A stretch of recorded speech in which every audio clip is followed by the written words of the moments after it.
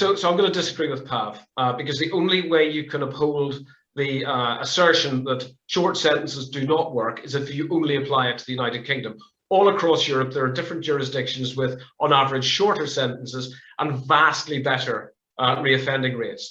Short sentences aren't the problem. The way we do short sentences is the problem. And the appalling conditions that people serve short sentences in, where the only opportunity that they have is to be exposed to predators who addict them to drugs, and being kept in appalling conditions and offered no meaningful way to get their lives back in order. So I think we've got a problem there from the start. Robert Buckland, secondly, the former Lord Chancellor, some of you will know, and some of the audience will know, was also a part-time judge. And he's written before about being completely exasperated by frequent flyers, for want of a better expression, who are coming before him time after time when community penalties have failed.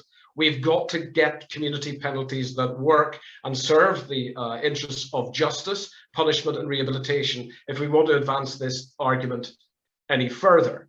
And finally, another point is that a lot of people who are serving short-term prison sentences have actually tortured communities that they come from, communities that many of us don't live in anymore. And I think we need to think about the impact of repeat criminals on the communities, very deprived communities, very often that they come from, before we start sort of pontificating about the iniquities of short sentences. Finally, if we were to clear prisons of people who offended directly as a result of mental disorder or acquisitive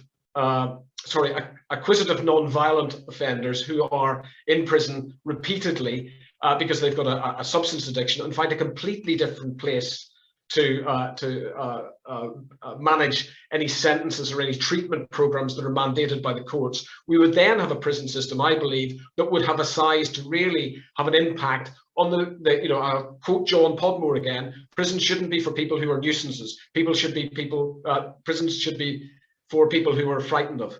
And that would allow prisons to actually develop their potential to deal with those people and to help rehabilitate them.